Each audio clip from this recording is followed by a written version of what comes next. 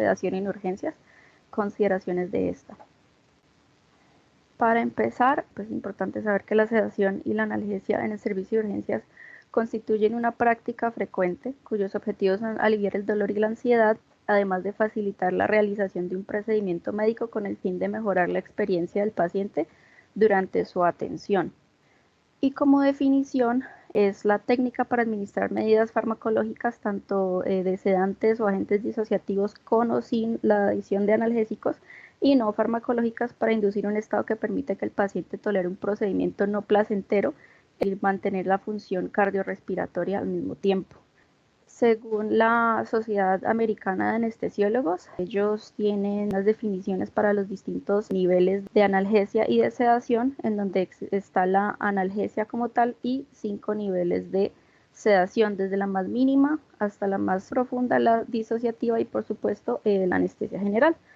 La analgesia, pues sabemos que el paciente permanece completamente despierto, en donde solamente le estamos atenuando el estímulo doloroso. En la sedación mínima, también conocida como la ansiolisis, vamos a ver que el paciente permanece con un estado de conciencia y funciones cognitivas más o menos iguales a las que se manejan basalmente, y el paciente va a preservar los reflejos protectores de la vía aérea. Y el estado cardiovascular pues no va a ser o estar afectada. En la sedación moderada o la sedación consciente, el estado de conciencia va a estar un poco deprimido, en donde él nos va a poder responder a unos estímulos verbales o con un acompañamiento de un leve estímulo táctil, y va a preservar pues la respiración espontánea y no va a requerir intervención de la vía aérea, y pues va a conservar la estabilidad hemodinámica. Ya en la sedación profunda vamos a encontrar que el paciente no va a ser tan fácilmente alertable y a responder solamente ante unos estímulos fuertes o estímulos dolorosos. Y esta nos puede afectar la capacidad de mantener una ventilación espontánea y pues nos puede afectar también el estado cardiovascular, pues así sea con una hipotensión o con una disminución del gasto cardíaco. Y pues es posible que llegue a requerir algún nivel de soporte ventilatorio y hemodinámico pues asociado a estos efectos adversos. En la sedación disociativa se logra específicamente pues con el uso de ketamina, en donde se va a lograr un estado transitorio cataléptico, en donde vamos a tener una analgesia profunda y anamnesia, pero no vamos a alterar los reflejos protectores de la vía aérea. Pues vamos a preservar la estabilidad cardiopulmonar. Ya en la anestesia general, pues vamos a ver una pérdida completa de la conciencia, inducido por los medicamentos, en donde no vamos a poder lograr que el paciente se despierte, aunque inclusive con la estimulación pues dolorosa de este. Y pues como afecta la capacidad de mantener la función ventilatoria, pues nosotros tenemos que asistirlo con una intubación pues para mantener la vía aérea permeable, y pues eso también nos puede afectar la función cardiovascular. En cuanto a estos niveles de sedación, pues vamos a ver que entre más se vaya sedando el paciente, pues más vamos perdiendo la protección de la vía aérea y pues la ventilación espontánea.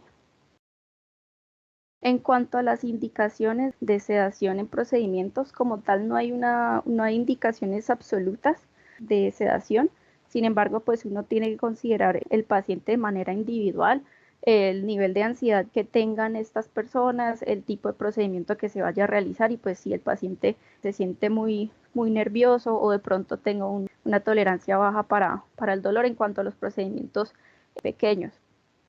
Para eso también tenemos que considerar que de pronto la relajación profunda nos vaya a facilitar el desarrollo del procedimiento y pues para emplearla. Unos ejemplos de procedimientos pueden ser el más común, la reducción de fracturas o luxaciones, en donde el paciente esté en un estado de dolor que no le permita la cooperación de esta. La cardioversión eléctrica, pues para evitar que sientan el estímulo doloroso de la cardioversión. Un paciente que de pronto sea claustrofóbico o no esté cómodo con quedarse quieto por mucho tiempo en la realización de imágenes, como una resonancia que pues es de larga duración, también es posible que necesitemos pues instaurar una sedación con estos pacientes. En cuanto a la incisión de drenaje y abscesos, la toracostomía cerrada, la punción lumbar y sutura de heridas complejas, pues esto normalmente se puede lograr con analgesia normal, y pues dependiendo del nivel de ansiedad del paciente, pues de pronto se necesite utilizar una sedación asociada. Esta tablita la traigo de un artículo publicado en la revista de Emergencias en el año 2000, es un poco vieja, pero pues nos da como unas sugerencias leves pues en cuanto a qué procedimientos pueden llegar a necesitar pues analgesia o sedación, de la necesidad de cumplir con estos requisitos. Entonces, pues ellos hablan obviamente de las imágenes diagnósticas en donde el paciente no colabore, algunos procedimientos asociados con dolor, por ejemplo, pues si se va a extraer un cuerpo extraño en donde el paciente esté muy ansioso o esté muy profundo, haya mucho edema. A veces yo esto lo he visto más que todos con los niños, en donde ellos se ponen muy ansiosos, gritan, patalean y no permiten que uno extraiga el cuerpo extraño pues de manera exitosa sin por lo menos una ansiolisis. Para una irrigación ocular o el examen con la lámpara de hendidura, pues usualmente se emplean son gotas oftálmicas que generen un efecto analgésico. En cuanto a los procedimientos pues ya más avanzados, pues los que estén asociados con dolor intenso, una ansiedad elevada, pues vamos a ver que usualmente hablamos de las endoscopias o las fibrobroncoscopias, en donde pues sí se puede hacer con el paciente despierto, pero usualmente esto genera pues que estén bastante incómodos. Se puede emplear la sedación para que el procedimiento sea un poco más fácil de realizar y pues el paciente no se sienta tan horrible. La reducción de las fracturas y las luxaciones, sí digamos que se utiliza bastante la sedación consciente para que las personas pues se permitan realizar las reducciones adecuadamente. En cuanto a las contraindicaciones, en realidad lo que hay que buscar es evaluar el riesgo-beneficio de la sedación en los pacientes, en donde aconsejan utilizar esta escala de condición física, de clasificación de la condición física del paciente, también creada por la Sociedad Americana de Anestesiólogos, en donde vamos a ir de una clase 1 hasta la clase 5, en donde vamos a tener pues un paciente sano que no tenga antecedentes previos, en donde pues la sedación, la condición física para la sedación va a ser excelente. Luego vamos mirando que el paciente puede tener una comorbilidad que esté controlada, en donde pues nos va a facilitar pues, la sedación sin alguna complicación. Y ya vamos mirando que entre más comprometido esté el paciente, que tenga una enfermedad o una comorbilidad mal controlada, que tenga un asma, que tenga una reactividad fuerte, que el paciente sea obeso. Entonces todos esos van a ser como factores que nos pueden indicar que la sedación va a o nos puede generar algún tipo de complicaciones. Y pues tenemos que sopesar estos beneficios a los riesgos que pueda tener el paciente. Ya cuando los pacientes están comprometidos con alguna patología grave, como por ejemplo una sepsis o una insuficiencia respiratoria avanzada, que tenga una enfermedad cardíaca bastante avanzada y que tenga el gasto cardíaco afectado, que tenga la función hepática o la función renal severamente afectada, pues también tenemos que considerar que podemos presentar estas complicaciones como una insuficiencia respiratoria, que necesitemos intubar al paciente, van a, pues como consecuencia de los efectos de los medicamentos que estemos utilizando para la sedación, pues van a ser, estos riesgos pueden ser mayores a los beneficios. Y pues por supuesto el paciente que va a estar con un trauma grave, un shock séptico, pues sabemos que va a tener una muy mala condición pues para afrontar esta sedación que se le vaya a realizar. También hay que tener en cuenta la identificación de una vía aérea difícil, en donde pues esto más que todo ligado al riesgo que tengamos de que el paciente presente como una complicación, pues una insuficiencia respiratoria y que tengamos que intubar. Todo esto con los fines de ¿qué? De poder preparar adecuadamente antes de realizar la sedación los equipos que podamos llegar a necesitar para asegurar una vía aérea difícil. Otra cosa que tenemos que tener en cuenta que nos pueda contraindicar un procedimiento de sedación en el momento es el periodo de ayuno previo del paciente, en donde pues en esta tabla obviamente nos vamos a fijar en los adultos, los cuales deben cumplir con 6 a 8 horas de ayuno en cuanto a las comidas sólidas y líquidos espesos, y un ayuno de 2 a 3 horas de líquidos claros. En cuanto a la monitorización, debemos tener en cuenta que debemos monitorizar la frecuencia cardíaca, la presión arterial de manera no invasiva, la saturación de oxígeno, la frecuencia respiratoria, y debemos estar pendientes en todo momento del nivel de sedación o vigilia que está presentando el paciente a medida que vamos proporcionando la sedación, pues para poder mirar si ya logramos el nivel de sedación que buscamos o por el contrario que no se haya logrado aún. Y por supuesto tenemos que monitorizar también la respuesta a estímulos dolorosos. En algunos casos también se sugiere el uso de la capnografía, del entitled carbon dioxide o el CO2 al final de la respiración, en donde esto nos tiene una correlación directa con el PaCO2 del paciente y nos puede predecir una hipoventilación o una apnea antes de que el paciente lo demuestre de manera pues clínica. En cuanto a lo que debemos tener disponible inmediatamente en caso tal de que el paciente presente complicaciones, una fuente de oxígeno, acceso a las herramientas que nos vayan a facilitar la intubación de la vía aérea y pues un carrito de paro con todos los insumos y los medicamentos que necesitemos para poder contrarrestar los efectos de los sedantes que estamos administrando. Aquí les traigo una tabla creada por la guía del Royal College of Anesthesiologists y el College of Emergency Medicine en el Reino Unido, en donde ellos como más o menos hablan del tipo de analgesia o de sedación que se esté empleando, lo que se recomiendan tener pues de personas capacitadas y personas que nos estén ayudando con el procedimiento y el nivel de monitoreo que se exige para cada una de las sedaciones, en donde pues si tenemos una sedación mínima, pues podemos contar con una pulsoximetría y se puede realizar en cualquier lugar de urgencias, pues como cuando estamos infiltrando con un anestésico local, por ejemplo, versus pues ya cuando estamos haciendo una sedación moderada y pues para esto sí necesitamos tener una electrocardiografía continua, tenemos que tener la presión arterial no invasiva, la pulsoximetría y se recomienda el uso de capnografía. Entre más estemos sedando al paciente, entre más profunda esta sedación, pues obviamente vamos a necesitar estar con personas más capacitadas y con las herramientas necesarias para poder cumplir con cualquier complicación que se presente. En cuanto a los medicamentos, traigo es una tabla en donde reuní todas las fuentes que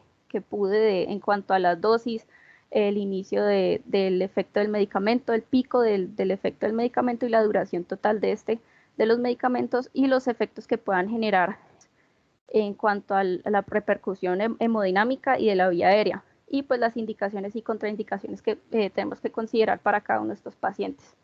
Pues arrancamos con el midazolam, que pues es el que se utiliza para generar ansiolisis, en donde vamos a tener un efecto cardiovascular de hipotensión, podemos presentar una hipoxia transitoria en el paciente y pues está generalmente pues contraindicado, hay que tener mayor precaución en los pacientes obesos, en los adultos mayores, en los pacientes con enfermedad renal y hepática. ¿Por qué en los pacientes obesos? Pues porque él es un agente altamente lipofílico y esto se va a acumular en los adipocitos y pues va a prolongar la vida media del medicamento si se está administrando de manera repetitiva pues para mantener la ansiolisis en el paciente. Para esto contamos con el flumacenilo como antagonista competitivo de las benzodiazepinas, en donde vamos a revertir el efecto sedante, pero ojo, hay que tener en cuenta que esto no revierte el efecto depresivo respiratorio, entonces pues en caso tal de que ya estemos en este punto, pues igual se debe intubar al paciente, pues esto no nos va a ayudar con el reflejo de la vía aérea.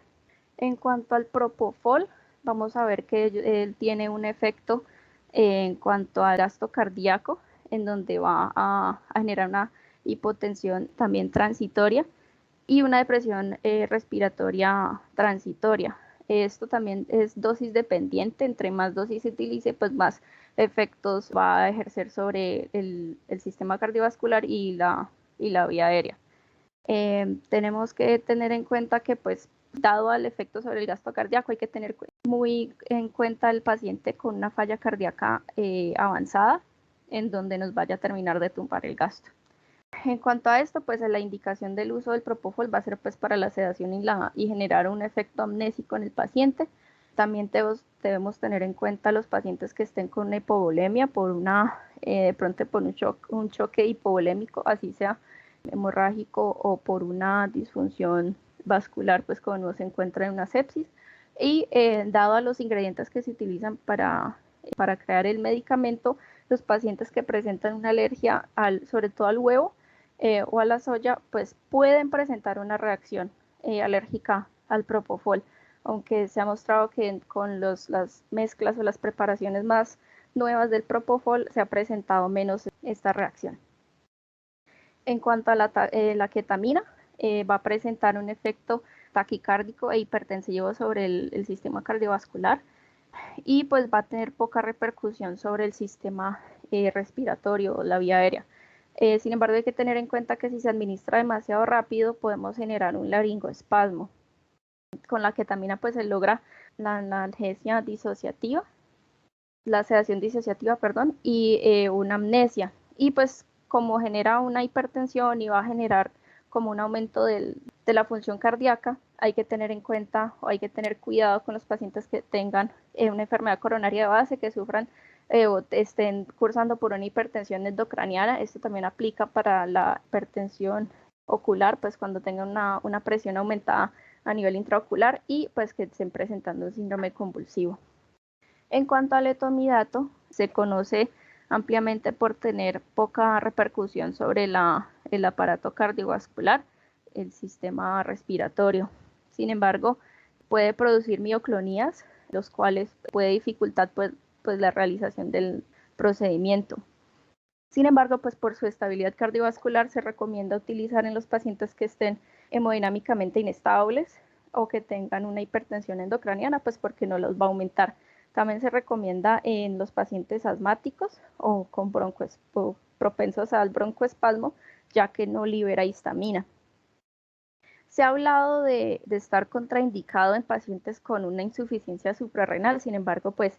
hay evidencia que apoya que la aplicación pues del bolo que se utiliza durante la sedación del paciente pues no va a generar una repercusión sobre el nivel suprarrenal, la función suprarrenal como tal. Y en el fentanilo vamos a ver que